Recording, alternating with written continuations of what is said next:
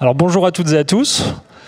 Merci d'être ici pour cette table ronde intitulée « Les femmes à la conquête de l'espace public ». On ne va pas parler de fusées et d'étoiles, mais bien des rues, de nos villes, de nos campagnes. On parlera peut-être un peu de la nuit plus que du jour, voilà, mais c'est vraiment de nos espaces du quotidien que nous allons parler.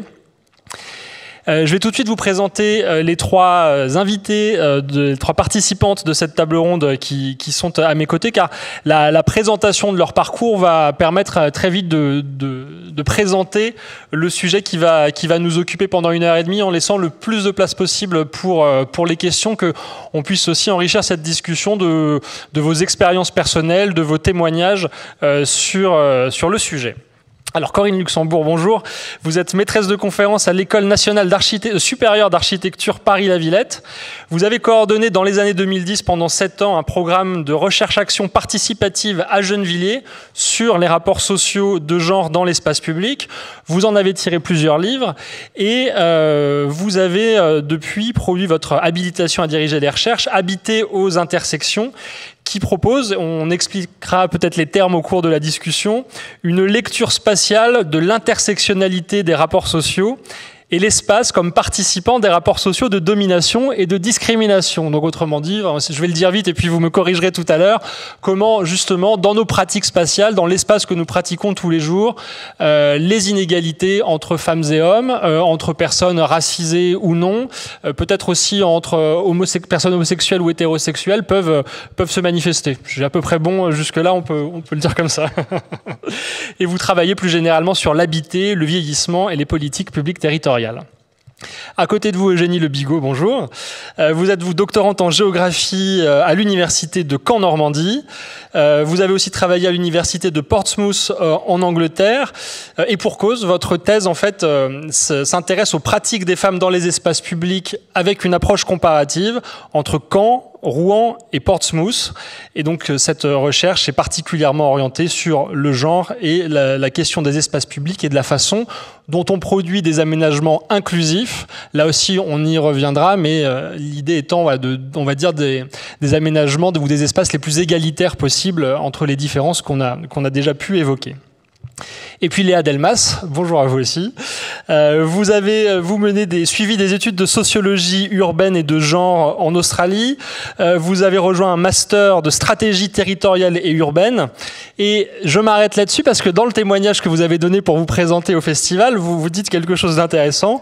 Dans ce master, je n'ai eu aucun cours sur la prise en compte des enjeux de genre dans les stratégies de conception, de construction et d'animation des espaces urbains.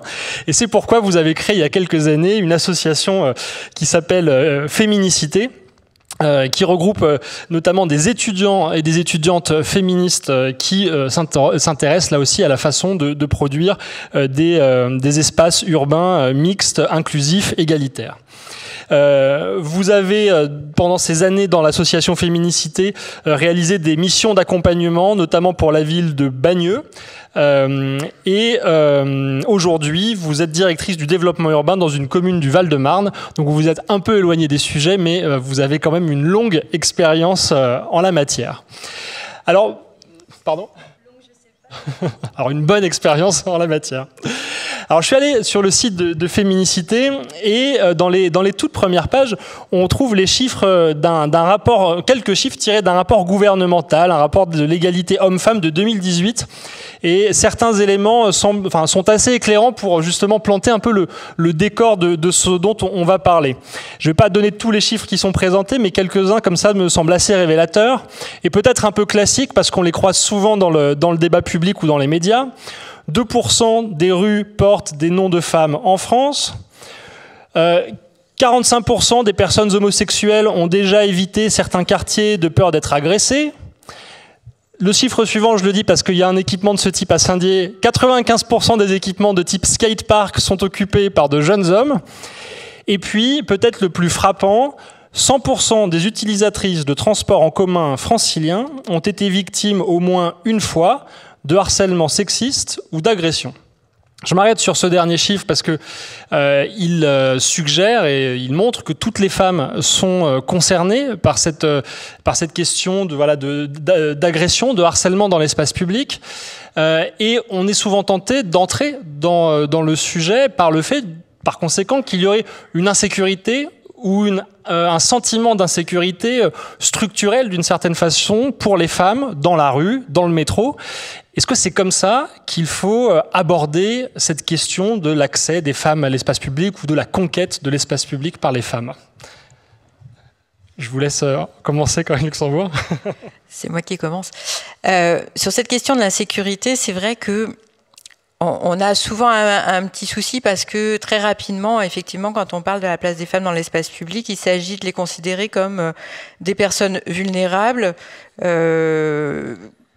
qui auraient forcément énormément de soucis d'agression physique dans l'espace public parce que ce dont vous parlez là, c'est du harcèlement et c'est pas forcément des atteintes physiques. Or, de la façon dont on parle d'insécurité, en réalité, on a l'impression de violence physique dans l'espace public, alors que c'est pas le cas. De façon assez régulière, je dis une chose, c'est que l'endroit où les femmes sont le plus en danger, c'est chez elles, que là où elles sont agressées, donc c'est à la maison, c'est pas la nuit, c'est le jour quand c'est dans l'espace public, c'est pas le matin, c'est peut-être au milieu d'après-midi, mais c'est souvent des personnes qu'elles connaissent. Dans la majorité des cas, alors il ne s'agit pas d'évacuer encore une fois les cas où c'est des personnes inconnues qui sont coupables de ces actions-là, mais dans la majorité des cas, ce sont des gens connus, conjoints, ex-conjoints ou autres parents, et que c'est vraiment au domicile que les choses ont lieu. Le rappeler, c'est aussi dire ça, c'est aussi dire que d'un point de vue politique, l'espace privé est aussi très important à prendre en compte. Une fois qu'on a dit ça, ça veut aussi rappeler une chose, et qui fonctionne avec cette histoire d'espace privé, c'est que plus on dit aux femmes il faut pas sortir parce que l'espace public est dangereux et dangereux la nuit, plus on fait porter la responsabilité aux femmes de ce qui leur arriverait si jamais il leur arrivait quelque chose. Ce qui fait que pour une bonne part, se faire harceler dans l'espace public, on le dit pas, parce que ça fait partie de ce rappel à l'ordre sexué où finalement, ça serait un peu notre faute, de notre façon dont on a d'être habillé, de l'heure que l'on a choisie pour sortir, etc. Donc, on voit bien que ce régime de la peur, en fait, c'est vraiment un régime politique de domination, puisque quand on est une femme, depuis toute petite, on incorpore le fait de devoir avoir peur dans l'espace public. Et la réelle insécurité, elle est là. C'est-à-dire que c'est pas tant la rencontre avec l'altérité qui peut effectivement être tout à fait désagréable, voire pire, mais c'est aussi de se dire qu'on est toujours sur le qui-vive. Ce qui-vive-là, il est totalement insécure, et politiquement, c'est un rapport de domination très fort. Eugénie Le Bigot, je vous laisse compléter et dire peut-être du coup qui est responsable si ce ne sont pas les femmes. Est-ce que ce sont les aménageurs? Est-ce que ce sont les pouvoirs publics? Est-ce que c'est un peu tout le monde? Oui, alors c'est intéressant ce qu'on disait justement sur la question de l'éducation, en fait, depuis qu'on est jeune, c'est quelque chose qu'on nous inculque, justement plus aux petites filles qu'aux petits garçons, plus rapidement ça va être tu vas pas pouvoir sortir le soir à telle heure, etc. Elles vont être un peu exclues en fait des espaces publics. Mais en fait, en faisant justement des entretiens pour ma thèse, j'ai remarqué qu'il y avait chez les jeunes femmes une espèce un moment où ça basculait un peu en fait, notamment à l'entrée à l'université, où elles m'expliquaient que elles avaient l'habitude de faire beaucoup de trajets à pied, par exemple, la nuit notamment, après une soirée étudiante pour rentrer chez elles, et qu'en fait, après une fois, deux fois, où elles en avaient parlé à leurs collègues, à leurs amis, il leur avait dit mais attends, qu'est-ce que tu fais, attention parce que là il pourrait t'arriver ça, il pourrait t'arriver ça, il pourrait t'arriver ça. En fait la prise de conscience, si elle n'avait pas été faite avant, se fait à ce moment-là, en fait, où justement il y a une plus grande autonomie dans l'espace public de ces jeunes femmes, et notamment qui aussi développent des stratégies, notamment par l'habillement, pas juste d'avoir, ça on a l'idée aussi d'avoir une paire de baskets de secours dans son sac, etc. Ça revient souvent. Finalement, je ne l'ai pas rencontré tant de fois que ça. Par contre, des jeunes femmes qui me disaient, quand je leur demandais est-ce que tu t'habilles comme tu souhaites, est-ce que tu as le sentiment de t'habiller comme tu le souhaites. Au départ, elles me disaient non, pas vraiment. Et ensuite, je leur dis mais comment est-ce que tu voudrais t'habiller ? En fait, c'était difficile à imaginer déjà. En fait, comment est-ce qu'elles voudraient s'habiller dans le meilleur des mondes si elles étaient toutes seules ou si elles étaient entourées que de personnes qui étaient agréables. Voilà. Et en fait, juste souvent, elle me disait je fais tout pour avoir l'air invisible. Donc je veux pas qu'on me remarque. Donc en fait, je vais mettre un jean, je vais mettre des baskets, je vais mettre des habits noirs. Elle me disait, une fois, je m'étais maquillée et on m'a remarqué. Du coup, je l'ai plus fait. En fait, c'est des choses comme ça qui revenaient et qui, en fait, créent un sentiment d'insécurité chez ces jeunes femmes aussi, d'insécurité de soi aussi, finalement, d'insécurité de leur propre corps. Elles ne peuvent pas, justement, utiliser leur corps comme elles le souhaitent dans l'espace public. Et ça, c'est vraiment, c'est un peu terrible d'avoir à faire face à de réaliser ça en fait. Moi, je l'avais réalisé quand j'avais fait mon master où je travaillais sur les personnes marginalisées, que j'étais allée faire du terrain près de la gare justement. Et au départ, j'avais pas prévu d'aller par là, j'avais prévu d'aller qu'en centre-ville, un lieu où je me sens à l'aise. Donc j'avais mis une jupe relativement courte. J'étais arrivée. J'avais mes écouteurs et en fait un grand nombre d'hommes se sont mis, 4-5 hommes, c'est quand même un grand nombre pour moi, mais se sont mis autour de moi, ont commencé à m'insulter, à me traiter de pute, etc. Et je suis rentrée chez moi, j'ai pas continué mon travail. En fait, après j'ai réfléchi, je me suis dit mais si j'avais su que j'allais faire du terrain là-bas, j'aurais mis un pantalon et j'aurais pas mis ces habits-là. Et je me suis dit mais pourquoi en fait, si je préfère cet habit-là, pourquoi est-ce que je devrais moi avoir à changer. En fait, la faute, elle n'est pas... Effectivement, on peut parler des aménageurs, etc. On peut parler de l'historique, on va peut-être y revenir un peu juste après, mais de l'historique de pourquoi est-ce qu'on a ce sentiment-là. Mais finalement, de fait, maintenant, c'est quelque chose qui est entré, qui se reproduit en fait socialement. Ces témoignages de femmes dont vous parlez, vous les avez entendus de façon à peu près similaire dans les 3 villes que vous avez enquêtées, que sont donc Caen, Rouen et Portsmouth, ou pas nécessairement ? Alors oui, de manière à peu près similaire. À Rouen, peut-être un peu plus ouvertement, un peu plus fortement, de dire oui, j'ai fait face à de l'insécurité factuelle, je me suis retrouvée face à ça, voilà. À Caen, un peu plus insidieux, en fait, où justement une femme qui me disait je marche beaucoup, je vais partout, à n'importe quelle heure, et qui me disait je parle à tout le monde, je suis un peu faux-folle parce qu'elle parlait à tout le monde, alors qu'en fait, pourquoi pas et elle me disait mais par contre, je fais toujours attention, parce qu'en fait elle parlait à tout le monde, mais elle parlait à tout le monde à Monoprix, elle parlait à tout le monde à la bibliothèque, mais par contre... elle marchait beaucoup, mais par contre, elle n'allait pas par un petit chemin boisé près de chez elle. Elle préférait faire le tour, quand elle n'était pas avec son mari, faire le tour par la grande route, où elle-même me disait que c'était pas très agréable. Et elle allait par le petit chemin avec son fils, avec son mari, etc. Par contre, Par contre, à Portsmouth, il y avait une plus grande... Le côté culturel joue vraiment de l'Angleterre, où les Anglaises ne s'habillent pas comme les Françaises, très clairement. Il va y avoir des temporalités, je ne vais pas m'étendre là-dessus, mais il y a des temporalités de l'habillement, et il y a aussi un côté beaucoup plus... on va pouvoir trouver des gens en pyjama dans la rue, ça ne va pas choquer grand monde. Il y a cette dimension-là qui est une jupe fait moins réagir, par exemple, c'est ça qu'on peut... Pas forcément une jupe, parce que la question n'est pas de la jupe, la question va être en fait d'un habillement voyant, entre guillemets. Donc ça peut être une jupe, mais ça peut être en fait une personne qui a un style particulier aussi, je sais pas, les gens qui s'habillent du type un peu rock, un peu gothique, ou alors des gens qui ont un peu la tendance arc-en-ciel, ou ce genre de choses qui en fait vont choquer. Il faut avoir quand même, il faut se sentir assez à l'aise pour pouvoir faire ça. Tout le monde va pas pouvoir le faire.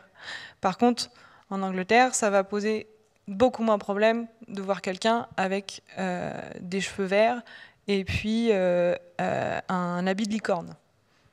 On ne va pas se retourner sur elle dans la rue. Et c'est ça, je pense, qui va plus jouer dans l'affirmation aussi des Anglaises. Mais il y a quand même cette dimension-là du point de vue des habits sexualisés, en tout cas. Alors Léa Delmas, vous avec votre engagement associatif et donc collectif, féministe, donc déjà je vais vous laisser évidemment réagir à tout ce qui a été dit, mais est-ce que par ailleurs, voilà, l'objet d'une mobilisation comme celle que vous avez menée à Féminicité, c'est justement de dire il faut dépasser ces blocages ou ces questions dont il a été état avec Corinne Luxembourg et Eugénie Le Bigot?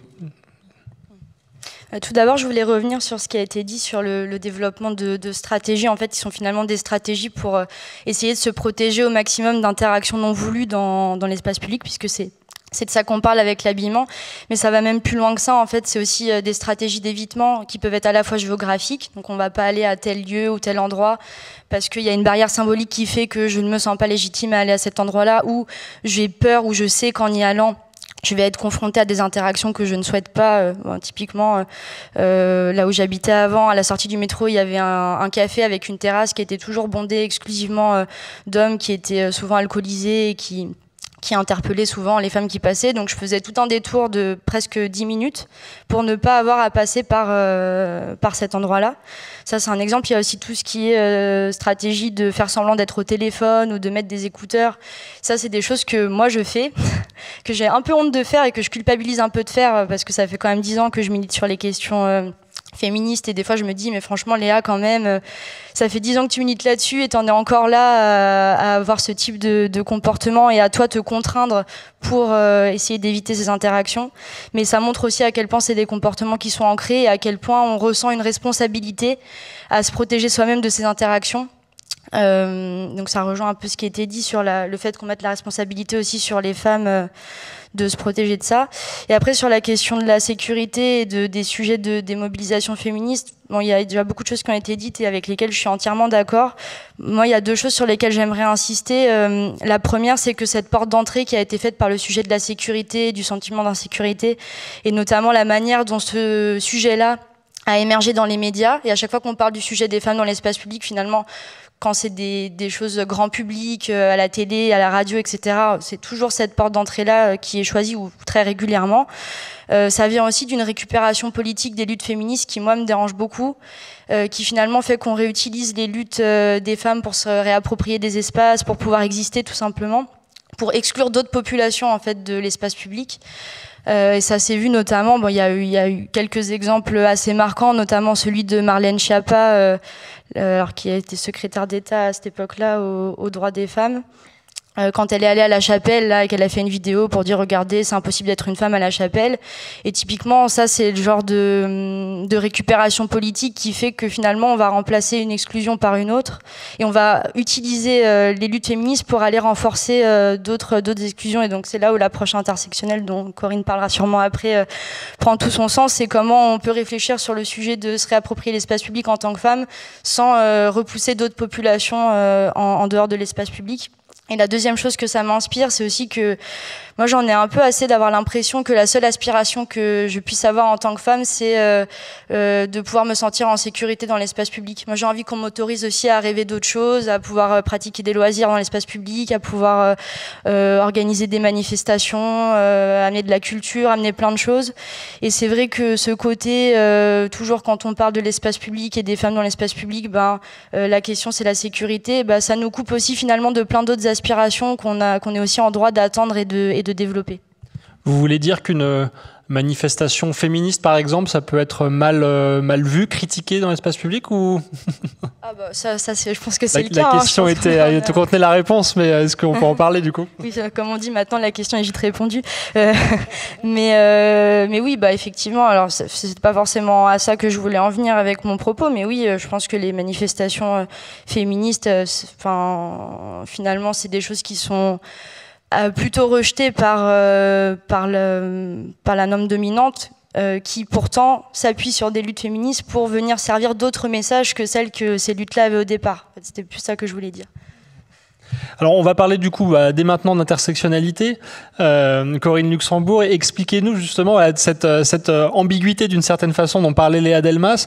Comment est-ce qu'on peut la traiter pour que justement cette question d'égalité entre femmes et hommes puisse faire l'objet de réponses sans exclure d'autres populations qui subissent aussi des inégalités? Alors, peut-être pour refaire un lien avec ce que disait Léa tout à l'heure sur cet épisode de La Chapelle, pour que tout le monde ait à peu près la même chose en tête, je le fais de façon totalement caricaturale. C'est un moment donné où, à Paris, il y a une forte population de réfugiés ou de demandeurs d'asile qui se retrouvent dans le quartier de La Chapelle, qui se retrouvent là pas pour rien, parce qu'il n'y a pas de solution d'hébergement pour ces personnes-là, et parce que la force publique décide de ne pas en avoir, donc ça c'est une chose, et donc évidemment que les politiques ou les non-politiques, mais qui sont une politique de fait, ont des résultats. Résultat a été que ces personnes-là se sont retrouvées beaucoup dans l'espace public, et comme ce sont des gens qui sont en demande d'asile, ils ne peuvent pas travailler. C'est pas qu'ils veulent pas, c'est que légalement c'est pas possible. Et donc il faut s'occuper pendant la journée, et donc s'occuper passe par occuper l'espace, parce qu'on fait tout ça, c'est qu'à un moment donné, quand on n'a rien à faire, on préfère se retrouver entre amis pour pouvoir discuter. Point. Autre chose, c'est que très majoritairement, ces gens qui migrent, quelles que soient les raisons, et c'est pas le lieu d'en parler, sont très majoritairement des hommes, parce que les femmes, quand elles migrent, elles sont plus souvent prises en charge que les hommes par des structures sociales, d'hébergement, et d'autant plus quand ce sont des femmes qui ont des enfants. Donc les gens qui se retrouvent le plus en marge des marges quand ce sont des gens qui migrent sont des hommes. Donc on se retrouve avec une population masculine dans l'espace public qui se retrouve en train de papoter. Bon. Les trottoirs de La Chapelle sont pas très larges. Donc on se retrouve avec une population masculine en train de papoter qui prend beaucoup de place sur l'espace public et sur le trottoir. Quand on est une femme qui passe, et après migrant, pas migrant, enfin je veux dire, c'est pas la couleur de la peau et c'est pas l'origine géographique qui fait que le patriarcat existe quasiment partout à la surface de la planète, et que l'intelligence vient pas en migrant ou en ne migrant pas. C'est-à-dire qu'en restant au même endroit, on n'est pas forcément plus intelligent que quand on bouge, et réciproquement. Et donc, évidemment que certaines remarques sont pas sympathiques, parce que le patriarcat est le même partout. Cette chose-là est montée en épingle d'un point de vue politique pour expliquer que les femmes n'ont pas leur place, et que donc, pour que les femmes aient toute leur place, il faut donc virer les gens qui migrent, ou qui attendent, enfin bref, qui prennent beaucoup de place sur l'espace public en papotant. Bon, bref. Tout ce débat-là s'est cristallisé et continue de perdurer dans cette vision-là. Ce dont on parlait sur les questions de la sécurité, c'est exactement ça. C'est-à-dire que de façon systématique, quand on va parler de la place des femmes dans l'espace public, va venir juste après des questions d'origine sociale, parce que quand on est pauvre, évidemment qu'on est beaucoup plus sexiste et beaucoup plus misogyne que quand on a des sous, hein, c'est évident. C'est une blague, hein, pardon. évidemment aussi, c'est toujours une blague, que quand on a la peau foncée, on est évidemment beaucoup plus sexiste que quand on est blanc. Hein, c'est une évidence aussi. Et donc, en fait, la question, je fais des blagues pourries, je suis désolée, mais en fait, la question de l'intersectionnalité, elle est la conjonction de ces blagues pourries. C'est-à-dire de se dire que on serait meilleur parce qu'on serait blanc, on serait meilleur parce qu'on serait un homme, on serait meilleur parce qu'on serait plutôt jeune, d'une quarantaine d'années, enfin voilà, il y aurait tout un tas de choses auxquelles on échapperait parce que on serait un homme blanc, européen, de classe moyenne, voire de classe supérieure. Hein ? Cisgenre, évidemment. Voilà, et hétéro aussi, bien sûr. Donc, penser la question de l'intersectionnalité, elle est penser ces rapports de domination, c'est-à-dire ces rapports sociaux. Voilà, je vous fais pas de dessin, hein, vous savez. Ces rapports de genre, ces rapports de race, qui sont des processus de domination. C'est-à-dire qu'il ne s'agit pas, parce que il y a eu aussi tout ce débat qui veut pas entendre sur la question de la race. La race, il s'agit pas de reconnaître une supériorité de blancs sur des gens pas blancs. Il s'agit de reconnaître un processus de domination sur des gens qui, de la part de gens qui s'octroient une supériorité sur d'autres. Ce qui en gros est le fondement de l'empire colonial français et de ce qui en découle et de ce qui continue de perdurer aujourd'hui. Pour revenir juste à la présentation tout à l'heure, quand je dis comment avoir une lecture spatiale de l'intersectionnalité, je vous fais pas de dessin sur le fait que la plupart du temps, les quartiers populaires sont les endroits où on va retrouver plutôt une population, comme on dit, issue de l'immigration, c'est-à-dire que ça se voit sur leur tête que leur 13e génération auparavant a traversé la Méditerranée, et des gens qui sont plutôt de catégorie populaire. Et donc, ce dont on se rend compte, c'est que les gens qui habitent ces quartiers populaires, la plupart du temps, ils sont aussi maltraités à l'adresse, puisqu'il y a aussi ce rapport de domination entre centre et périphérie. Quand on habite dans une ville-centre plutôt bourgeoise, plutôt avec tout un tas d'équipements culturels, universitaires, etc., on est mieux traité que quand on habite des quartiers de banlieue, pour le faire vite. Donc le rapport d'intersectionnalité, il est bien ce mélange-là, où il ne s'agit pas seulement de dire que la question de genre est unique, mais dans les rapports de domination, mais qu'on est bien au milieu de ce croisement de tout un tas de rapports de domination qui fonctionnent aussi avec l'âge, voilà. Alors si du coup j'inverse un peu la perspective, est-ce que ça veut dire qu'une femme vivant en France, blanche, avec un certain statut social et vivant dans un quartier plutôt favorisé, va effectivement être moins soumise à des formes d'inégalité dans l'espace public ou pas ? Évidemment, parce que les questions que l'on a quand on est une femme blanche en pleine forme de catégorie moyenne ou supérieure, on a bien sûr à voir avec des rapports sexistes et des rapports de domination qui sont liés au patriarcat. Mais évidemment que le fait d'être en pleine forme déjà veut dire que par rapport aux gens qui sont pas valides ou qui rencontrent un handicap qui soit pérenne ou temporaire, on va mieux. Évidemment que quand on habite, par exemple, quand on habite Paris-Centre et qu'on peut faire tout un tas de choses à pied en moins d'une demi-heure, c'est pas la même chose que quand on habite dans une banlieue, pas de première couronne, mais de deuxième couronne parisienne, par exemple, et qu'on prend des transports qui vont faire que les journées de travail sont allongées d'1 heure ou de 2 heures. La façon de vivre est différente. Et si je continue un tout petit peu ça, on voit bien que ce qui fait qu'on habite Paris-Centre ou qu'on habite la banlieue, c'est une question de revenus. Et que les rapports de domination hommes-femmes, par exemple, ils se jouent aussi sur des niveaux de salaire, puisqu'on sait que les niveaux de salaire à niveau d'études égal et d'emploi égal, c'est 25% de différence entre les hommes et les femmes. Mais si on prend ça au niveau de la retraite, c'est 33% de différence entre les hommes et les femmes. Donc c'est énorme. Mais ce qu'on sait aussi, c'est que, si on continue dans les chiffres, les familles monoparentales, et on sait à quel point ça plombe un budget d'être une personne seule avec des enfants, c'est 82% de femmes avec leurs enfants.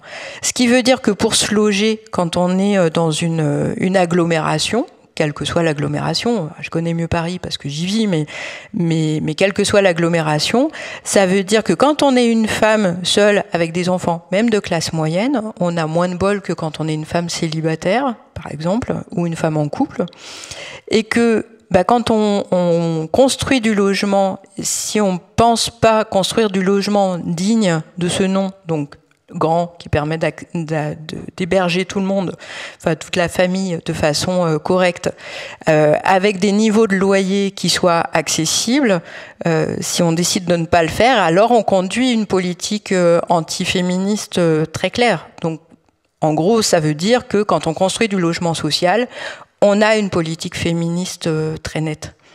Donc voilà. J'ai fait tout un tour. Absolument. Alors justement, on a là évoqué beaucoup de choses. On a désamorcé cette question de l'insécurité pour ouvrir aux autres problématiques qui doivent être prises en compte. Donc je voudrais revenir à une question voilà, un peu de base et je vais vous donner la parole, Eugénie. Quelles sont les manifestations, comment résumer ces manifestations des inégalités liées au genre dans l'espace public. Voilà, comment présenter les choses pour que le portrait soit clair dans la perspective qu'on a indiquée là depuis le début de la discussion. Oui, alors, inégalité liée au genre, c'est ce qu'on disait, c'est que en fait, souvent on dit inégalité femmes-hommes, inégalité femmes-hommes. Bon, au bout d'un moment, moi ça me fatigue toujours un peu parce qu'effectivement, déjà on axe souvent sur les femmes et puis en plus toutes les femmes ne seront pas égales. On peut pas dire les femmes, c'est pas possible parce qu'en fait déjà qu'on soit jeune ou vieille, etc. On n'a pas du tout le même vécu de l'espace public et du coup on n'aura pas les mêmes on va pas trouver les mêmes problèmes dans les espaces publics pour vivre dans les espaces publics. Donc en fait, je ne sais pas si on peut vraiment poser des choses précises. Par contre, ce qui est intéressant, c'est qu'il y a souvent toujours les mêmes réponses pour pallier à ces inégalités qui sont en fait extrêmement diversifiées parce que ça dépend du quartier où on vit. Voilà, ça dépend si on habite le centre ou non, ça dépend de sa classe sociale, etc. On va pas revenir là-dessus, mais les biais qui vont être utilisés, souvent ça va être, on va construire, on va réaménager. Donc qu'est-ce qu'on va faire ? On va aménager des espaces de jeux pour enfants, parce que les jeux pour enfants, ça veut dire aménager pour les femmes aussi. Bon, première nouvelle, je savais pas qu'on était complètement... je savais pas qu'on était totalement accrochés aux enfants à tout le temps, et je savais pas que, justement, que les femmes s'occupaient des enfants. Bon, j'étais contente d'apprendre quelque chose. Et ensuite, donc déjà les jeux pour les enfants, ensuite, tout ce qui va être bancs. Les bancs, justement, encore une fois, on aménage en pensant à l'égalité femmes-hommes, en se disant oui, les femmes elles ont des enfants, donc les femmes avec enfants elles ont des poussettes, puis elles sont fatiguées, donc des bancs. Et puis les femmes âgées sont fatiguées aussi, donc des bancs. Donc je caricature totalement, mais ça va être les réponses les plus faciles qu'une collectivité va pouvoir trouver quand ils vont dire tiens, on va essayer de faire un peu d'aménagement pour l'égalité femmes-hommes. On n'en est pas encore souvent à l'aménagement inclusif, qui est en fait un peu prendre en compte les questions de l'intersectionnalité, justement, en disant oui, on va pas faire de l'égalité de l'aménagement femmes-hommes, mais en fait on va faire de l'aménagement en pensant que peut-être sur une même place, ça serait bien si les hommes et les femmes de différentes catégories sociales pouvaient vivre ensemble, ce serait bien déjà. Ensuite, est-ce que les enfants, ils n'auront pas forcément besoin d'être dans un coin tout seuls? Peut-être qu'on pourrait les faire un mélange avec les personnes âgées, avec un grand nombre d'usagers, et essayer de se dire, en fait, est-ce qu'au lieu de faire des petites cases et de mettre tout le monde dans sa petite case, est-ce qu'on ne pourrait pas essayer de faire un seul espace qui pourrait être vivable pour tout le monde et qui pourrait être agréable pour tout le monde? Au-delà, justement, Léa parlait de la question de l'insécurité, et que, au bout d'un moment, au-delà d'être en sécurité, j'aimerais bien pouvoir vivre dans un espace public, avoir des loisirs, etc. Ça passe par là aussi, en fait. Ça passe par le fait d'aller dans un lieu qui soit, en fait, toujours occupé, plus ou moins, par des personnes différentes, mais pas toujours par, à telle heure par juste ce groupe de personnes, ou à telle heure par juste ce groupe de personnes, parce qu'effectivement, si la nuit, il n'y a que des groupes d'hommes jeunes sur une place, je caricature totalement, mais encore pas tant, peut-être que certaines femmes vont se dire, je ne me sens pas vraiment de passer par là, peut-être que je vais plutôt contourner et puis passer par telle autre place qui m'inspire plus confiance, parce qu'il y a des restaurants d'ouverts, par exemple, ou parce que ce qui revient souvent dans mes entretiens, c'est parce que c'est familial. Mais en fait, familial, c'est un mot que les personnes utilisent pour dire que finalement, c'est diversifié. C'est-à-dire qu'elle voit des couples, elle voit justement des familles, elle voit des personnes plus âgées, elle voit des personnes plus jeunes, voilà. Elle voit une palette de personnes plus diversifiées. Et c'est ça, en fait, qui, à mon sens, qui va permettre, en fait, de mieux s'approprier l'espace public. Plus on voit de personnes diversifiées dans l'espace public, plus personnellement, on va pouvoir s'identifier. En fait, si on s'identifie à la personne qu'on voit dans l'espace public, on va être rassuré, parce qu'on va se dire, cette personne-là qui me ressemble, en fait, utilise cet espace-là. Donc si elle l'utilise, moi, pourquoi pas forcément tout de suite, mais plus tard, pourquoi pas.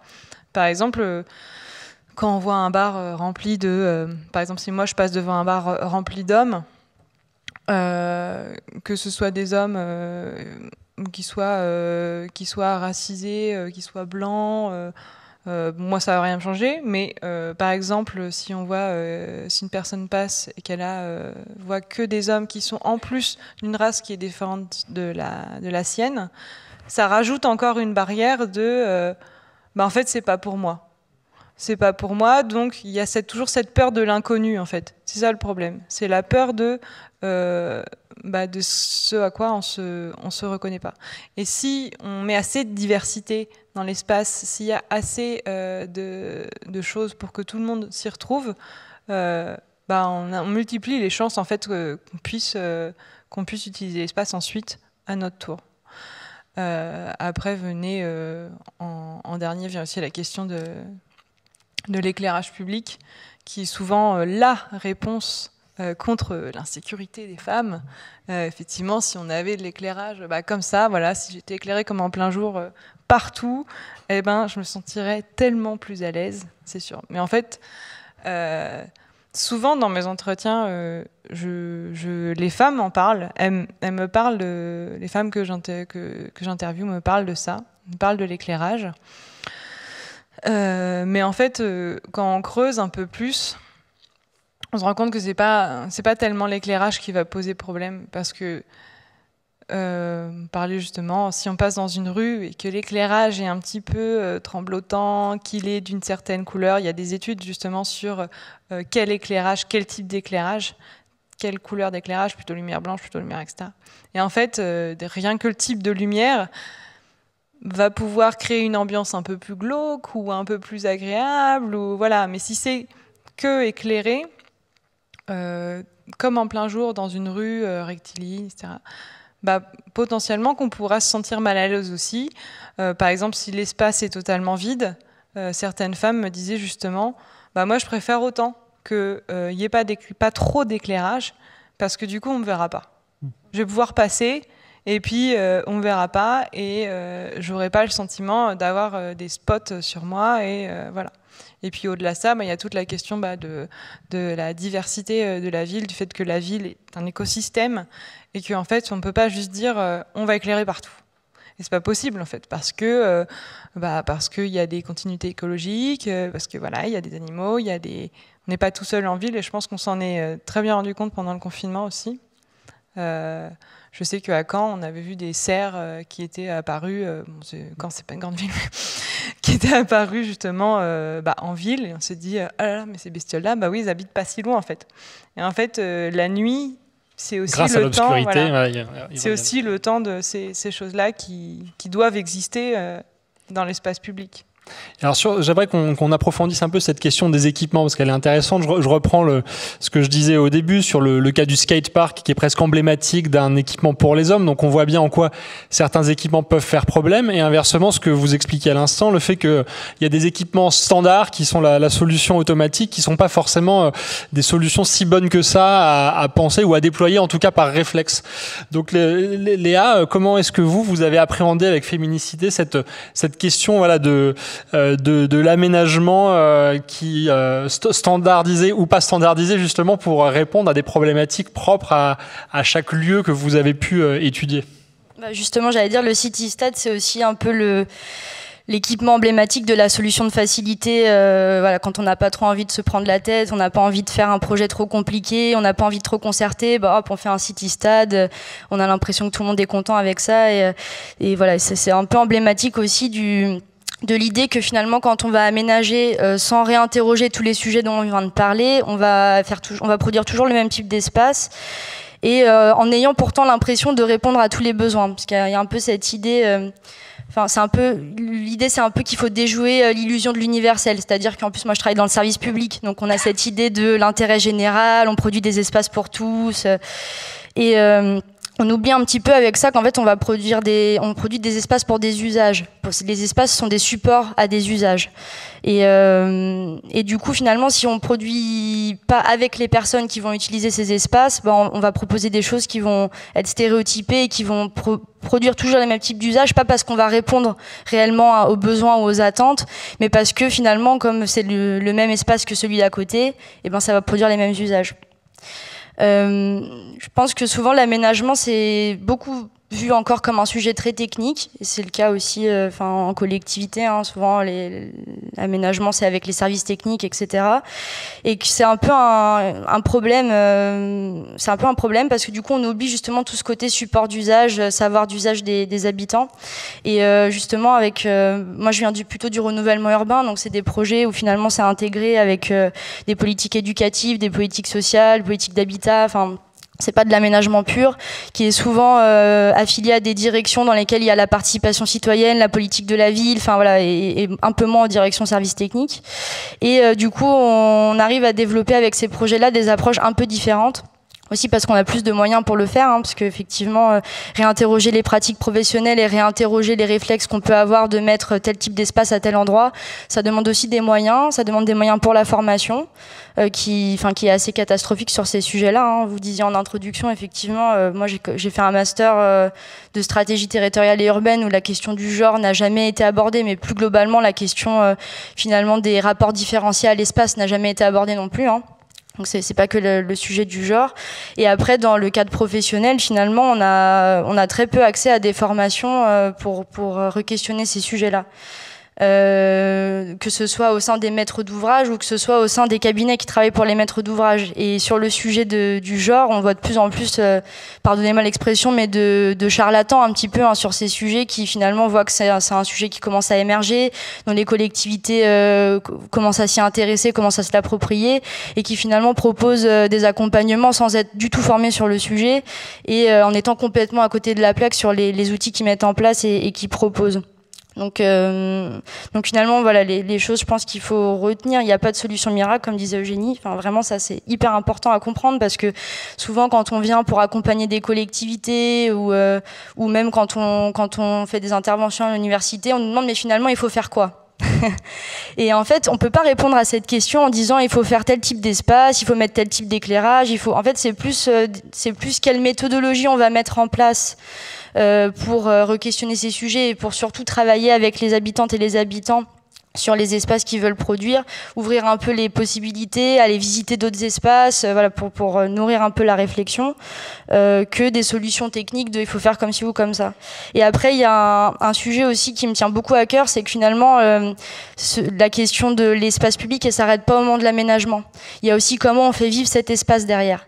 Qu'est-ce qu'on met en place comme modalité d'animation, comment on met en valeur le matrimoine, comment on met en valeur, par exemple, le travail des femmes artistes dans l'espace public, comment on diversifie les représentations qu'on a aussi dans l'espace public et les représentations des projets aussi, parce que si vous regardez un petit peu les images de synthèse qu'on fait sur les projets d'aménagement ou sur les projets immobiliers, bah, c'est toujours le petit couple hétérosexuel avec sa poussette, le monsieur qui fait du vélo, enfin c'est des images hyper stéréotypées en fait qui finalement fait qu'on peut pas vraiment se projeter et se reconnaître dans les projets.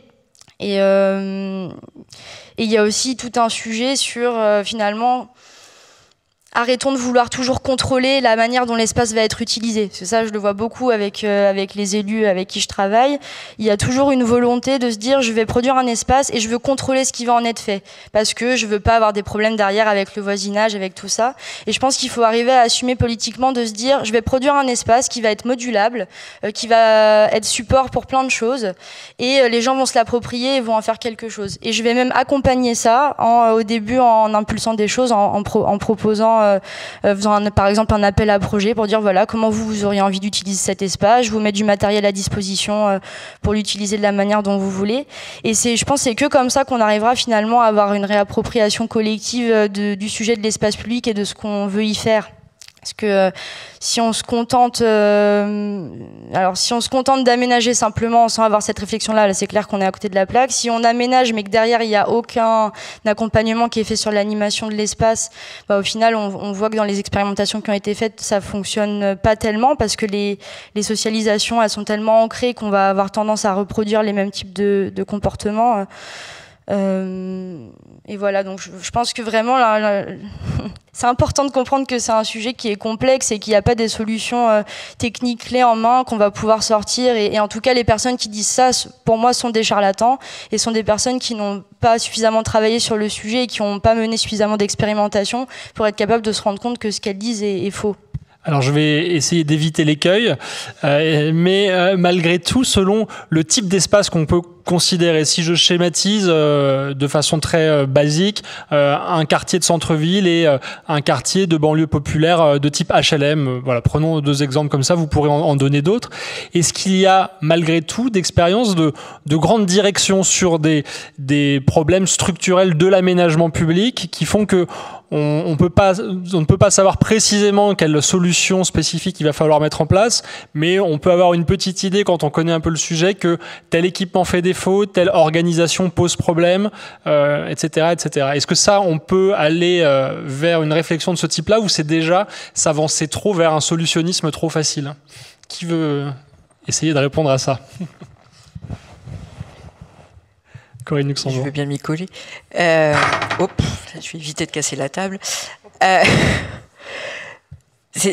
fait, c'est très compliqué comme question parce que si en fait, les facteurs de construction de deux types de quartiers, quartier populaire et quartier centre-ville ancien, leurs processus de construction sont déjà pas les mêmes au départ. C'est-à-dire que la plupart du temps, les quartiers populaires, en gros, on va dire cité HLM, ont été construits parce qu'on a logé des gens qui allaient travailler dans les usines de proximité.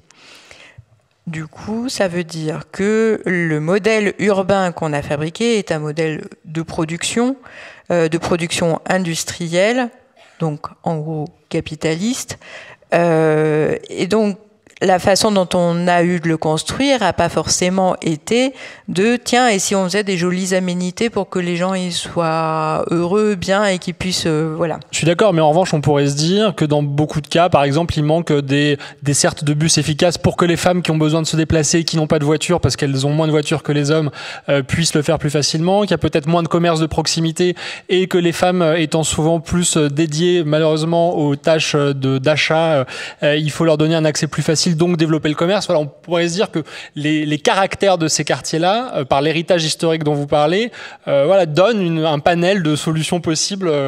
Voilà. Et qui n'est pas si simple que ça non plus, parce que sur les questions de commerce de proximité, par exemple,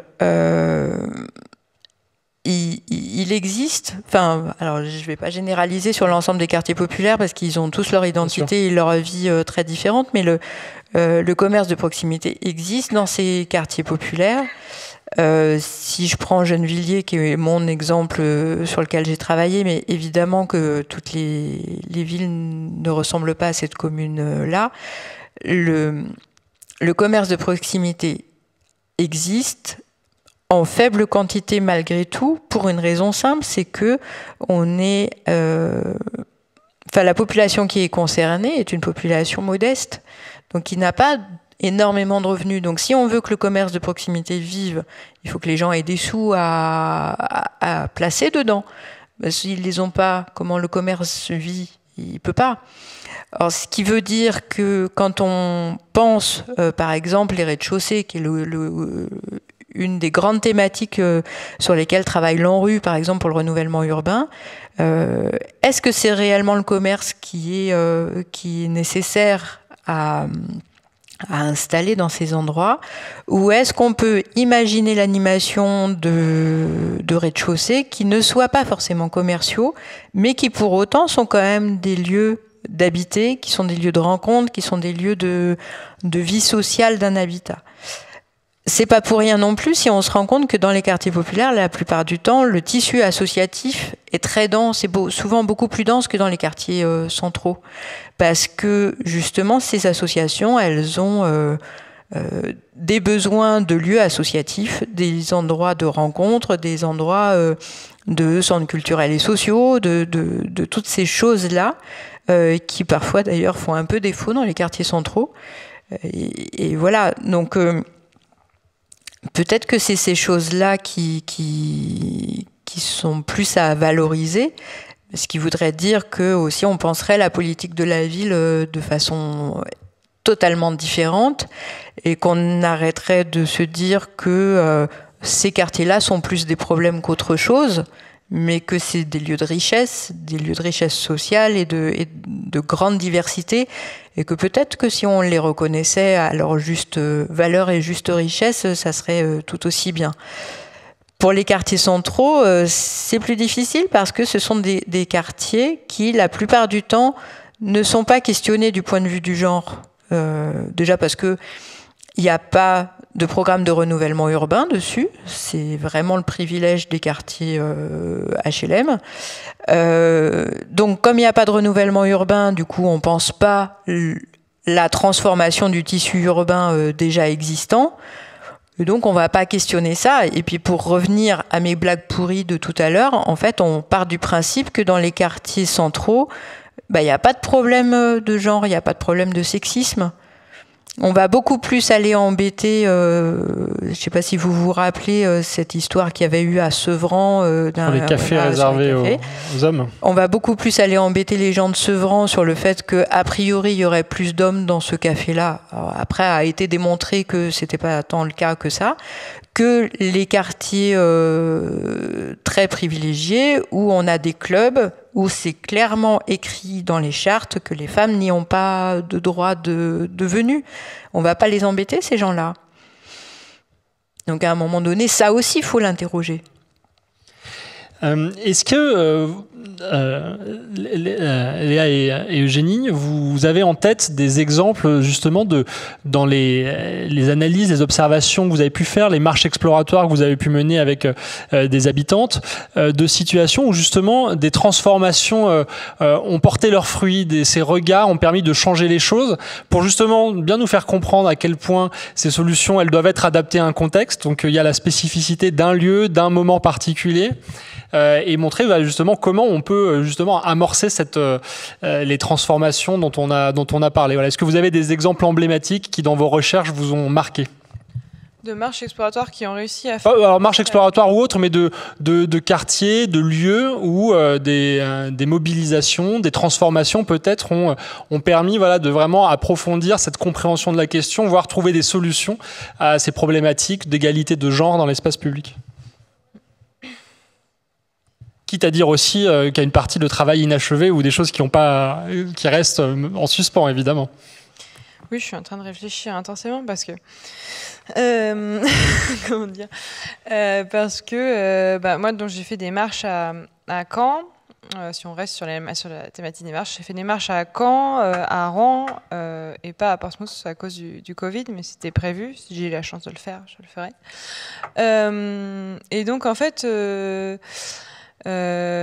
c'est un peu la méthodologie des marches exploratoires, sauf que moi j'ai pris le parti de prendre des groupes dans 3 quartiers différents, donc un quartier plutôt classe populaire, un quartier plutôt classe moyenne et un quartier plutôt de classe plus aisée à chaque fois pour les entretiens et donc pour les marches exploratoires. Et en fait j'ai fait donc notamment en premier une marche avec des femmes de la Grâce de Dieu, donc il y a un quartier plutôt populaire à Caen. L'idée étant, pour la marche exploratoire, qu'on prend généralement des habitantes du quartier et on explore avec elles leur espace quotidien pour identifier les situations de difficulté. Donc en fait, ça c'était l'étape normale d'une marche exploratoire, si on résume vraiment, si on résume beaucoup. Donc en fait, moi, j'ai pris le parti de faire premièrement une marche dans leur quartier qu'elles connaissaient bien, et ensuite une marche en centre-ville qu'elles connaissaient plus ou moins bien, selon les quartiers d'habitation en fait. Notamment les femmes de la Grâce de Dieu, elles ont, pour mettre un peu l'image, elles ont en fait le tramway qui passe et après qui les emmène directement jusqu'au centre-ville. C'est très facile d'arriver au centre-ville de Caen quand on vient de la Grâce de Dieu. Ça prend, 15 minutes maximum. On peut y aller à pied aussi ou en vélo. Enfin voilà, il y a les pistes cyclables, il y a tout ce qu'il faut. Et en fait. Je leur ai demandé dans un premier temps de faire la marche dans leur quartier. Donc là, il n'y avait pas de problème. Mis à part le fait qu'elles avaient notamment ce qu'elles ont identifié en premier, c'était des problèmes qui étaient des problèmes sociaux en fait. Donc ça, à régler par l'aménagement, en fait, c'est pas possible. On peut pas tout régler par l'aménagement. Enfin. Et en fait, il y avait un problème justement de personnes migrantes dans ce quartier-là, qui venaient, qui restaient, qui faisaient des problèmes. Et ce qui était rigolo, c'était que quand elles ont discuté entre elles, elles n'étaient pas d'accord. C'est certaines qui disaient « Oh mais oui, mais là sur la place toute belle qui avait été refaite avec des fontaines, etc. » Là, ils prennent toute la place, ils prennent ce banc-là, ce banc-là, ce banc-là. Elles avaient très bien identifié quel banc ils prenaient, qu'il ne fallait pas passer sur cette partie de la place, parce que c'était que des hommes alcoolisés, etc. Et en fait, ces personnes investissaient aussi l'espace sonore. Donc ça leur plaisait pas du tout non plus. Et donc certaines me disaient, faut mettre des caméras de surveillance, il faut faire passer la police toutes les 15 minutes, parce que sinon, c'est pas possible. On en chasse un, il en revient 10. Enfin, c'était vraiment des réponses, voilà. Et en fait, une autre disait, mais attends, si on fait venir la police et qu'ils chassent ces personnes ici, ils vont aller où? Ils vont aller dans le parc machin ou dans l'espace de jeu machin, et en fait, vont faire la même chose. Voilà, ces personnes-là, il faut bien qu'elles soient quelque part, en fait. Et en fait, elles sont retrouvées face à un mur que les outils que je leur proposais, qui étaient plus des outils d'aménagement, ne pouvaient pas résoudre en fait. Ne pouvaient pas résoudre, pour autant, elles avaient quand même l'idée que le fait d'avoir fait la marche, même s'il n'y avait pas s'il n'y avait pas quelque chose en dur pour répondre à ça, ça les a quand même fait réfléchir au fait que elles pouvaient justement essayer de cohabiter, de laisser en fait une partie de l'espace à ces personnes-là et de garder une partie de l'espace. Et en fait, elles se sont rendues compte en discutant qu'effectivement, même si elles craignaient ces personnes, de fait, il leur était jamais rien arrivé. Et qu'en fait, c'était il y avait un entre-soi de ces personnes qui étaient là et qu'en fait, elles étaient entre elles et puis elles étaient entre elles, quoi.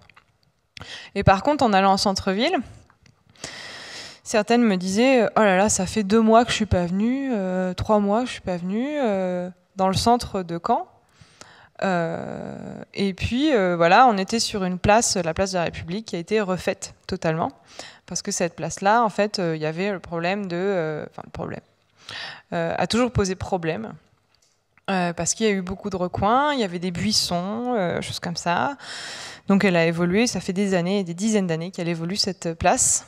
Donc il y avait un espèce de petit amphithéâtre avec des gens des fois qui restaient là. Il y avait une partie avec des bancs où des personnes plutôt SDF étaient là, des personnes avec plutôt des bancs avec des personnes âgées. Et en fait il y avait des fois des réponses d'insultes entre personnes âgées et personnes SDF qui étaient assez cocasses. Mais en fait les gens qui connaissaient, on n'avait pas de problème. Et justement, on avait eu à nouveau cette réflexion-là avec les habitants de la Grâce de Dieu qui me disaient oui, en fait, ces personnes marginalisées qui sont là, effectivement, ça nous met un peu mal à l'aise. Pour autant, elles sont là, on les connaît, on sait qu'elles sont là, et puis c'est très bien, quoi. Et en fait, il y a peu de temps, ils ont rasé la place. C'est-à-dire que... Radical, voilà. Petit à petit, ils avaient enlevé des buissons, ils avaient enlevé des bancs, ils profitaient de faire une animation totale pour enlever des bancs. Et puis là, la ville de Caen a décidé, on va tout raser, on va raser tous les arbres qui sont en face, et puis on va commencer à construire un centre commercial. Donc un beau centre commercial, une belle place toute plate, avec des espaces verts qui sont délimités par des barrières, parce qu'avant il y avait une grande étendue herbacée. Des espaces pour enfants qui sont ouverts mais qui sont un peu particuliers, on voit très rarement des enfants y jouer parce que en fait c'est plus de la décoration en bois que des jeux pour enfants. En fait, c'est une place qui est faite pour personne. Et en fait, la plupart des femmes que j'ai interrogées ensuite m'ont dit mais qu'est-ce que c'est que ça on préférait avant, même quand il y avait les personnes marginalisées, on les connaissait et en fait tout allait très bien.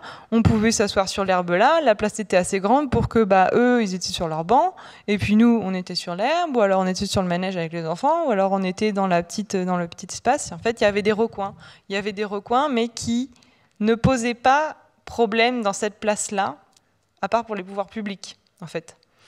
Et en fait, ils ont décidé à ce moment-là que ça posait problème. Sauf qu'en fait, des fois, il y a des espaces, justement les recoins, qui sont vus comme posant problème, mais qui, s'il n'y a pas une analyse assez fine de l'espace, en fait, peuvent ne pas poser problème du tout dans ce contexte-là. Donc là, c'est un exemple de mauvaise lecture de l'espace public par les pouvoirs publics. Léa, vous avez fait les mêmes expériences, des expériences du même type ? Juste pour rebondir sur le sujet des recoins, et après j'enchaîne sur les exemples, mais sur le sujet des recoins, j'irais même plus loin et dire que parfois ces recoins ils sont aussi nécessaires parce que, alors je sais plus dans quelle ville c'était cet exemple-là, mais j'avais lu des témoignages de jeunes filles qui habitaient dans un quartier grand ensemble où il y avait du coup au départ avant qu'il y ait le projet de renouvellement urbain, il y avait des recoins qui ont été enlevés dans le cadre du projet. Alors au départ pour favoriser le sentiment de sécurité, pour éviter qu'il y ait des espaces un peu cachés où on ne sait pas trop ce qui s'y passe. Et en fait les jeunes filles remontaient que finalement ces recoins-là ils leur manquaient parce que du coup elles n'avaient plus aucun espace pour échapper au contrôle social qui pesait sur elles, pour avec leur amoureuse, leur amoureux, avec leurs copines. Elles n'avaient plus d'espace finalement pour se soustraire à ce contrôle social social-là. Et du coup, ça c'est aussi un exemple que parfois, quand on a une lecture trop rapide des choses ou qu'on veut trop avoir des solutions clés en main, on va louper toute une partie finalement du sujet et on va produire quelque chose qui ne va pas être du tout adapté aux attentes et aux besoins. Sur les exemples dont moi je peux parler, il y en a deux. Je ne vais pas les détailler trop parce que je vois qu'on commence à... Et puis on va prendre quelques questions. Mais du coup, si vous voulez poser des questions, n'hésitez pas. Mais le premier, c'est un exemple d'une démarche qu'on a menée avec Féminicité, avec la mairie de Bagneux, qui était un peu notre première grosse démarche d'accompagnement d'une collectivité. Et du coup, c'est aussi pour ça que c'est intéressant, parce que avec du recul critique, on a fait aussi quelques erreurs dans le cadre de cette démarche-là, comme c'était notre première. Mais la principale erreur a été de ne pas se rendre compte au départ que finalement c'était une démarche qui venait vraiment de la mairie centrale, de la mairie centrale de Bagneux, et finalement qui n'avait pas été du tout concertée avec les acteurs locaux, et notamment avec les associations locales d'habitants et avec le centre social qui était implanté dans le quartier sur lequel on travaillait. Et du coup, il y a toute une première phase de travail en fait pour finalement reconnecter la démarche que nous on allait mener avec ce qu'ils faisaient déjà au niveau local, parce qu'ils faisaient déjà plein de choses. Et nous on est arrivé un peu comme un cheveu sur la soupe au départ. Donc ça montre encore aussi, pareil, que il faut pas que ce soit un sujet hors sol qui arrive comme ça, quoi. Il faut que ça s'intègre dans des dynamiques locales. Et donc on avait fait tout un processus de marche exploratoire, de cartographie participative, qu'on avait associé aussi avec tout un travail sur la prise de parole en public, le fait de pouvoir se sentir à l'aise pour s'exprimer. Et finalement, le sujet du genre n'était pas apparu tout de suite de manière évidente. Il est apparu, on a décidé de pas le forcer en fait, de pas forcer le traitement de ce sujet-là. Il est apparu vraiment au fur et à mesure de la démarche, qui a duré 1 an, et on était un week-end sur 2 à Bagneux pendant 1 an, donc ça a été un travail assez conséquent. Et la réussite de ce travail-là, c'est que c'est le groupe d'habitantes qui a présenté finalement les conclusions du travail. Elles ont fait les panneaux, elles ont fait la présentation aux élus et aux autres habitants du quartier. Par contre, le problème, comme dans beaucoup de ces démarches-là, c'est que ça n'a abouti sur rien derrière, quoi. Il y a eu énormément de propositions qui ont été faites, et ni le bailleur du quartier ni la mairie ne s'en sont saisis. Par contre, ça a quand même permis de créer des choses, parce que ça n'a pas créé des choses dans l'aménagement, mais ça a permis d'impulser des dynamiques. Derrière, les femmes qui ont participé à ce groupe-là, elles se sont investies énormément dans la vie locale. Il y en a avec qui je suis encore en contact, qui sont membres du conseil citoyen, qui ont monté des associations, qui disent que c'est aussi grâce aux formations prises de parole en public qu'il y a eu dans ce cadre-là, qu'elles se sont senties plus à l'aise pour intervenir dans l'espace politique. Et le deuxième exemple, c'est un exemple que j'ai eu l'occasion de voir plutôt dans mon activité professionnelle. Parce qu'avant de travailler dans la mairie où je travaille actuellement, j'étais responsable du service renouvellement urbain à la ville de Villiers-le-Bel dans le 95. Et c'est une ville qui mène toujours un programme d'investissement d'avenir sur la question de l'égalité de genre dans les espaces urbains. Donc c'est un programme qui est financé par l'Agence nationale de rénovation urbaine. D'ailleurs, on peut vraiment discuter de la manière dont ils évaluent finalement les impacts du programme, parce qu'ils ont une grille qui est vraiment prévue pour les innovations techniques et pas du tout pour les innovations sociales. Donc ça, c'est intéressant aussi de le noter. Mais en tout cas, c'est pour moi, les orientations de ce programme, c'est vraiment ce qu'il faut faire. C'est-à-dire qu'ils ont commencé par une longue période de formation, de sensibilisation, de réflexion, de visite de sites, de travail sur tout un tas de sujets avec des professionnels formés sur la question et avec les habitants. Et après, il y a eu des expérimentations qui ont été menées, et sur le sujet de l'espace public et sur le sujet du logement, qui est souvent mis de côté. Et j'entendais Corinne, je crois, en parler tout à l'heure, et je trouve que c'est extrêmement important effectivement de le rappeler, parce qu'il y a ce continuum espace public, espace privé qui est très important à avoir en tête et à travailler. Et puis on a aussi travaillé sur des équipements autogérés par les habitants. Là c'est pareil, c'est une démarche qui est expérimentale, qui est encore en cours, qui n'a pas encore forcément abouti complètement sur des aménagements concrets où je pourrais vous dire on a aménagé tel espace de telle manière. Mais par contre, ça a lancé des dynamiques, ça a lancé des réflexions, et ça a obligé tous les professionnels et de l'urbain et des autres services, sport, culture, sociaux, etc., à s'interroger sur les questions de genre. Donc, je trouve qu'en soi, c'est une première réussite. Très bien. Alors, y a-t-il des questions ou des expériences, des interpellations dans la salle? N'hésitez pas, levez bien la main. On va, si on a plusieurs, en prendre 2 ou 3 d'un coup.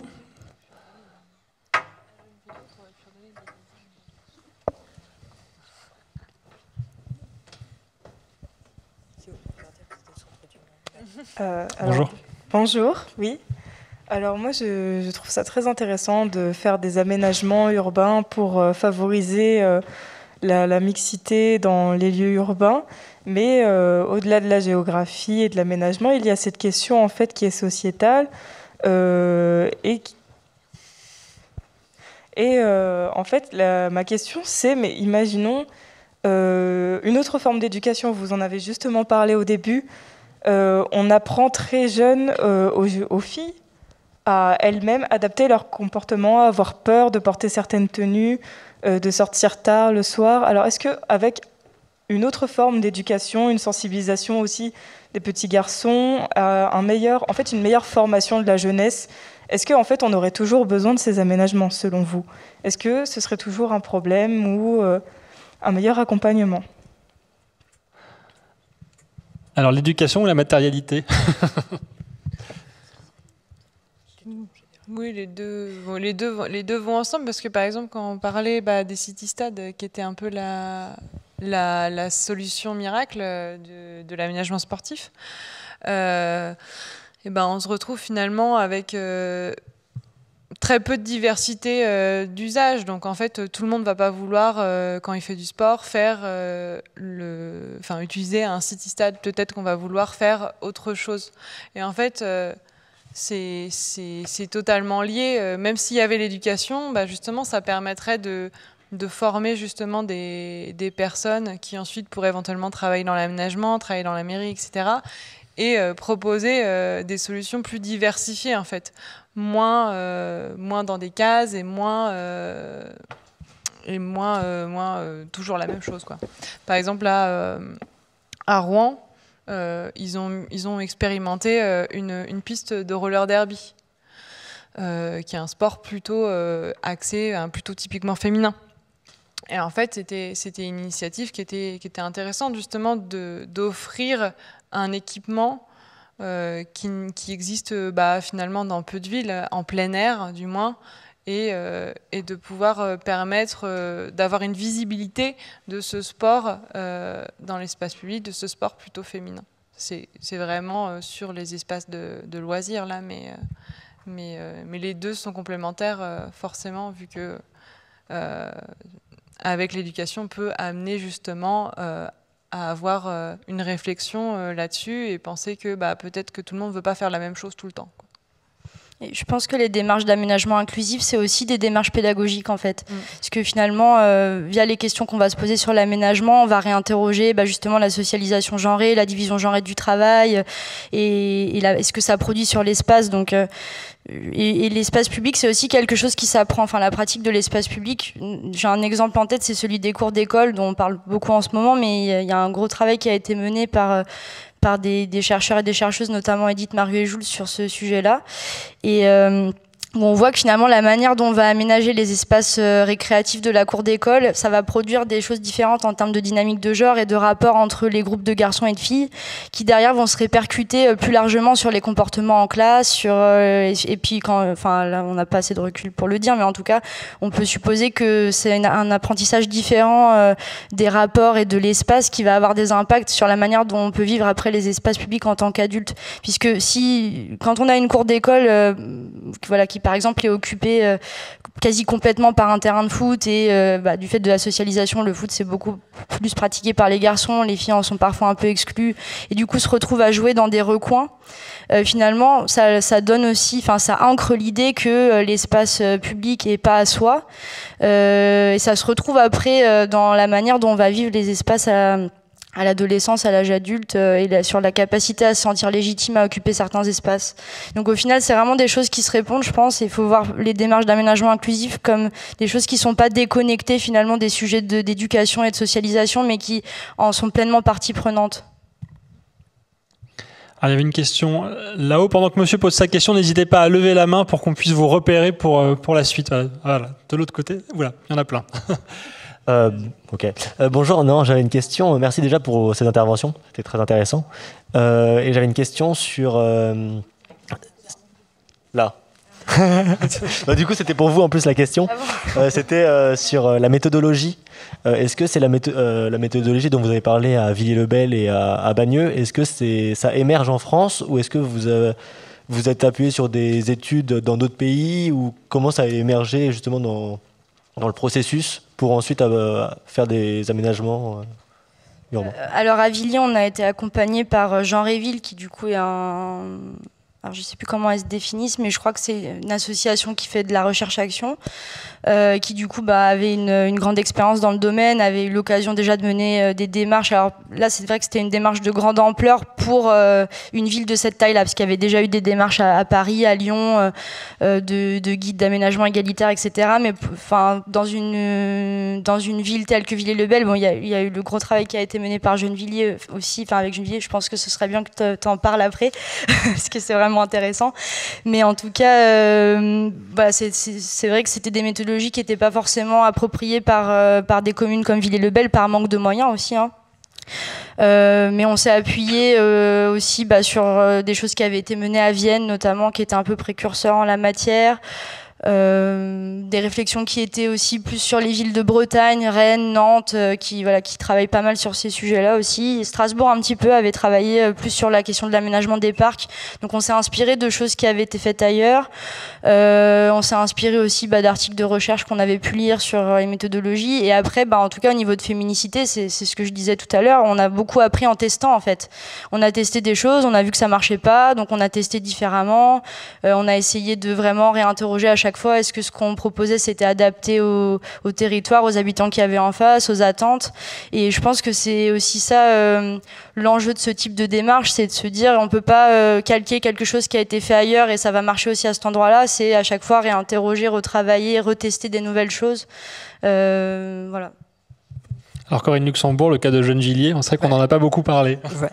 Et j'ai oublié de vous dire la chose la plus importante, c'est que Gennevilliers, c'est le centre du monde, donc évidemment qu'il faut en parler. Sur les méthodologies qu'on a pu mettre en place, en fait, nous, on a fait le choix de ne pas faire de marche exploratoire. Pour plusieurs raisons. Déjà, de marche exploratoire, on n'en a pas faite. Pour plusieurs raisons. La première chose, c'est parce qu'il y en avait déjà eu au mandat précédent. Donc nous, on a travaillé de 2014 à 2020. Donc il y avait déjà eu des marches exploratoires, je crois, en 2012. Donc on n'avait pas envie de refaire des choses, puisque le processus d'une marche exploratoire, on ne le dit jamais assez, mais c'est long. Ça veut dire qu'il y a ces 6 ou 8 mois de production. Hein. C'est pas du jour au lendemain que les choses se mettent en place. Et donc, on a voulu d'abord travailler sur des cartes mentales. Donc, on a demandé aux habitants et aux habitantes de dessiner leur trajet. Donc, c'est vraiment des cartes mentales de déplacement qu'on a demandé aux hommes et aux femmes. Parce qu'on voulait savoir si réellement il y avait de si grandes différences et quelles étaient ces différences de lieu et de pourquoi. Une fois ces cartes mentales réalisées, on en a récupéré, je crois, à peu près 150, je crois. Une fois ces cartes mentales réalisées, on a fait des entretiens dans la rue avec un dispositif mobilier un peu bizarroïde qu'on a appelé le labo roulotte, qui était en fait une sorte de banquette en palette avec des roulettes. Et on se promenait dans la ville avec ce machin un peu bizarre et un peu bariolé. Ce qui était assez chouette parce que, en fait, à Gennevilliers, les gens, ils ont l'habitude d'avoir des interventions dans l'espace public qui ressemblent à rien. Donc, le fait qu'on se promène avec une banquette à roulettes était pas forcément plus farfelu qu'autre chose, mais ça avait au moins l'avantage d'être suffisamment farfelu pour que les gens se sentent autorisés à nous demander ce que c'était que ce truc qu'on avait mis dans l'espace public. Et qu'on avait installé avec une table de camping, des petits gâteaux, du jus de fruits, parce qu'il faut toujours appâter le client, sinon c'est pas drôle. Mais ça permettait d'avoir des lieux de discussion intéressants. C'est-à-dire que pour ceux et celles qui font des entretiens dans la rue, on sait tous qu'aller voir les gens à la sortie du supermarché avec un questionnaire « Bonjour monsieur, dame, vous n'avez pas 3 minutes à passer avec nous ?» En réalité, c'est non. Assez régulièrement, ou quand c'est oui, les 3 minutes on les a pas, et puis le peu que la personne ait un enfant ou des courses au bout des bras, on voit bien que très, très rapidement, en fait, la station debout, elle n'est pas possible. Donc on est passé par la station assise, qui était plus chouette. Et les petits gâteaux. Et les petits gâteaux, parce que ça permettait d'asseoir évidemment la personne qu'on voulait interroger, mais aussi les enfants, et de poser les courses.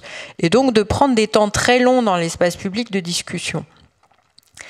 et ce qu'on n'avait pas forcément programmé comme ça, mais qui s'est installé assez rapidement, c'est qu'en fait, les gens, quand ils voient que leur voisin, leur voisine, leur copain ou copine est en train de papoter avec nous, du coup, ils viennent voir. Parce que si ça se passe bien, c'est que c'est pas dangereux. Donc, du coup, on peut continuer la discussion. Et donc, la discussion, c'est comme ça alimentée de façon assez naturelle, finalement, avec un dispositif mobilier à roulettes qui permettait d'avoir... de ne pas être dépendant de la présence de bancs déjà dans l'espace public, de pouvoir s'installer où on voulait et de faire ça sur des stations qui duraient 4 heures, 5 heures d'affilée. Donc même pour nous, le banc, c'était quand même chouette. Et en fait, ce temps long dans l'espace public est régulier parce qu'on a fait ça toutes les semaines dans 2 quartiers différents. Donc on revenait toutes les semaines, 5 heures d'affilée, pas au même endroit, mais dans le même quartier, avec par voie d'affichage 2 jours avant en disant la roulotte, elle sera à cet endroit-là. En fait, les choses venaient assez régulièrement et on a eu des gens, des enfants, on a eu des ados, on a eu des personnes âgées, on a eu des gens qui venaient travailler. Et le fait d'avoir un mobilier déplaçable permettait aussi... comme préalablement on avait regardé comment les gens se déplaçaient, de se poser entre les lieux de domicile et là où on fait les courses, les lieux de domicile et là où on va à l'école. Enfin voilà, quels étaient les différents parcours qui étaient faits et de se poser évidemment là où étaient les gens et aussi de prendre le choix de se poser là où les gens n'étaient pas pour voir si à un moment donné ils passaient malgré tout et de savoir s'ils passaient que parce qu'on était là et du coup de comprendre pourquoi sinon ils n'y seraient pas passés. Et voilà. Donc on a eu comme ça tout un tas de méthodologies. On a un site internet, vous aurez absolument tout dedans et si vous voulez en savoir plus, j'ai un mail auquel je réponds assez régulièrement aussi. On a encore 5 minutes, donc on va prendre 2 dernières questions, je pense, si possible en respectant la parité. Donc on va faire un homme, une femme. Mais monsieur avait le micro, il n'y a pas de... Ou madame, pardon, effectivement. Merci, bonjour. Bonjour. J'ai une question pour Eugénie Le Bigot. On a parlé beaucoup aujourd'hui de la France et de ce qui se passe en France. Et si j'ai bien compris, vous avez fait une comparaison entre la France et l'Angleterre. Oui. Et du coup, j'étais assez intéressé, si vous pouviez nous donner quelques éléments de comparaison. Est-ce que, par exemple, les appréhensions dans les espaces publics sont différentes en France et en Angleterre, les appréhensions des femmes? Est-ce que la façon de gérer les inégalités entre les femmes et les hommes dans les espaces publics, c'est différent en France et en Angleterre? Voilà, ou même des choses auxquelles on ne peut pas forcément penser, parce que ce n'est pas nous qui avons fait votre thèse. Je me demande, voilà, quelle différence vous avez observée avec votre comparaison? Oui, alors ma thèse reste à écrire, malheureusement. Ne parlons pas des choses qui fâchent. Ne parlons pas des choses qui fâchent. Dans quelques mois, a priori, vous pourrez la lire. Enfin, je touche du bois. Il n'y a pas de bois ici, du tout. Oui, donc en fait, en Angleterre, la chose qui m'a marqué le plus, vraiment, a été sur l'habillement. Enfin, à Portsmouth, il fait quand même pas très très chaud, je pense qu'on peut le dire. Moi, je suis arrivée, donc voilà, avec mon petit vélo, mon manteau, mes 3 couches de vêtements, voilà, j'étais très contente. J'arrive, donc je me déplace. Donc en fait, j'avais pour ma méthodologie, en fait, je faisais des comptages dans différents espaces publics. Donc à chaque fois, j'avais le même type d'espace public dans chaque ville, mais du coup, des espaces plus différents. Donc un parc, l'université, la gare, une rue commerçante, une rue avec des restaurants, des bars, etc. Et donc en fait, j'allais à différents moments de la semaine, à différents moments du week-end, jour et nuit, pour compter dans les espaces publics. Donc l'intérêt de faire ça, c'est que on voit beaucoup de choses qu'on ne pensait pas voir sinon. Et en fait, ce qui m'a le plus marqué, c'est que par exemple, dans la rue où il y avait beaucoup de restaurants, J'arrivais pendant la journée, je voyais des choses que je constatais plutôt normales. Donc, pendant la journée, normalement, dans les rues plutôt passantes, on a relativement la parité, que ça soit en France ou en Angleterre, dans les rues passantes plutôt de restaurants. Parce que dans les rues passantes plutôt commerciales, en journée, on a quand même, on va dire, 75% de femmes, 25% d'hommes. Très clairement. Là, que ça soit à Caen, à Rouen ou à Portsmouth, c'était pareil. Et on arrive à trouver pas mal de groupes de femmes, notamment des familles, etc. Donc à Portsmouth, sur ça, il y avait quand même, par exemple, beaucoup plus de familles. J'ai beaucoup plus facilement vu des hommes avec des poussettes, seuls.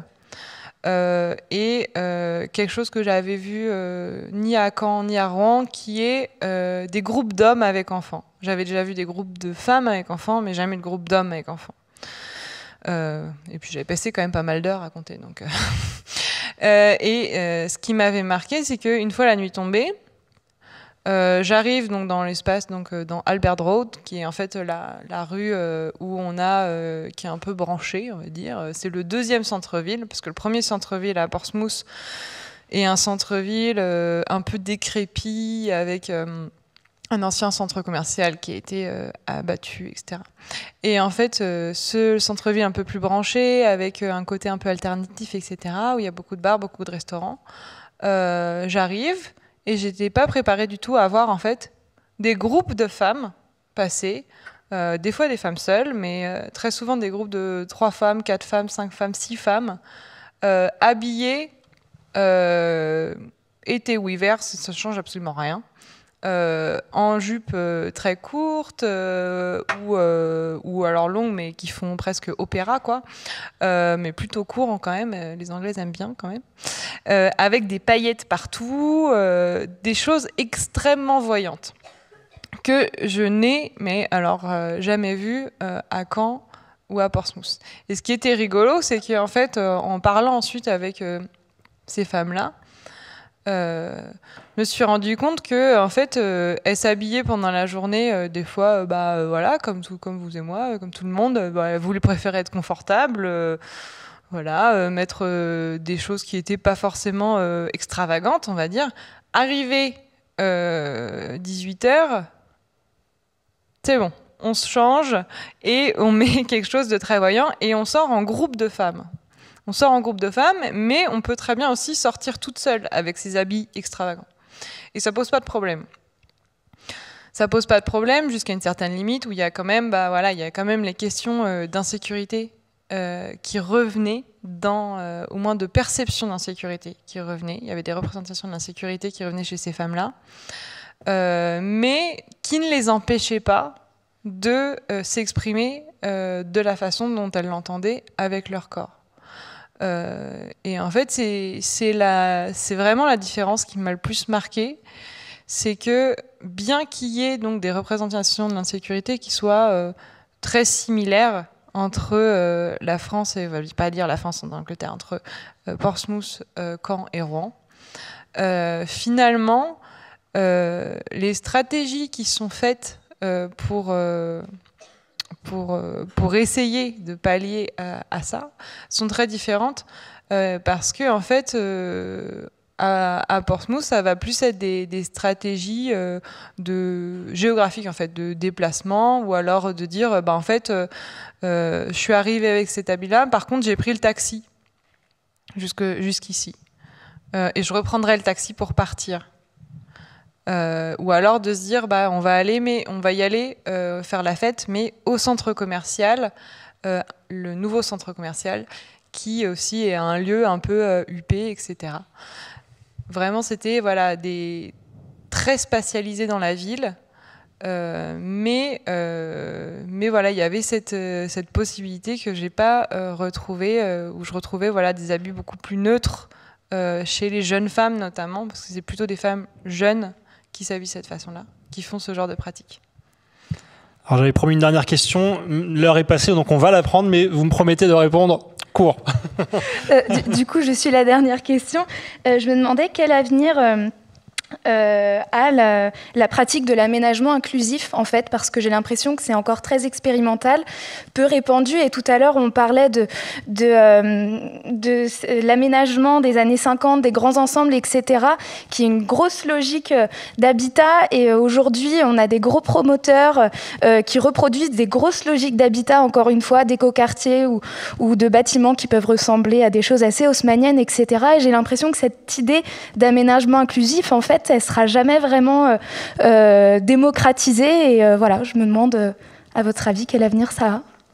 Ce serait presque exclusif avec les barrières et les digicodes et les... Bon, ça, c'est un autre débat.